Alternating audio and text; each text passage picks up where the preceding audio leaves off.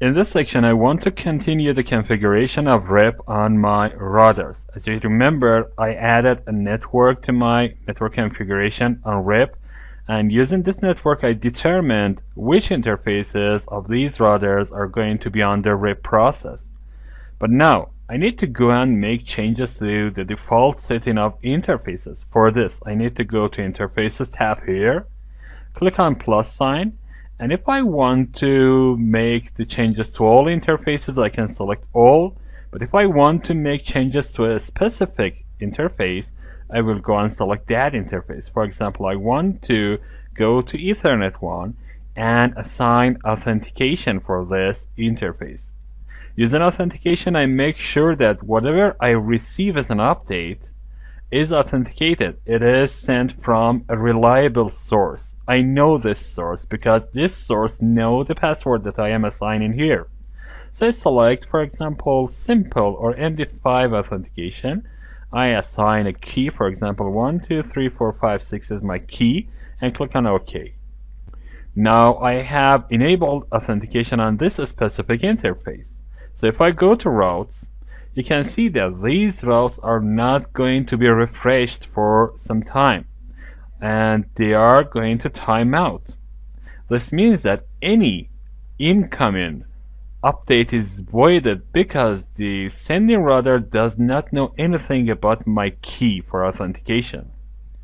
So I need to correct it. I need to go to router 2. This is the other end of my link.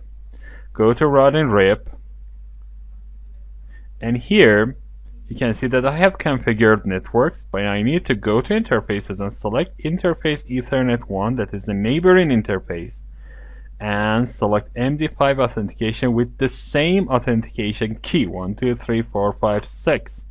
Now if I click on OK, and if I come back to router 4, now I can see that my routes are going to be refreshed. This is the timeout value that is timing out. At last, a maximum 30 seconds will take to refresh this route, and I want to wait for that. And whenever the timeout is refreshed, I know that these two interfaces know about each other using the authentication. Now it is refreshed, you can see that. So I know that router 4 now accepts any updates sent from router 2 and vice versa.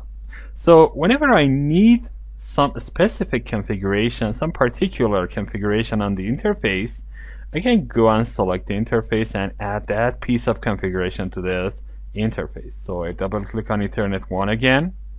Here you can see that I can make this interface passive. Making this interface passive means I am not sending any update. Still I can receive updates from you, but I am not sending any updates. So let me click on this passive link here and click on apply. Now if I go to router 2, I am receiving some routes from router 4, for example 4444, but you can see that this is not going to be updated. This is going to be timing out, and it is not going to be refreshed. That means the other side of my link is not willing to send any update to me. That means the passive.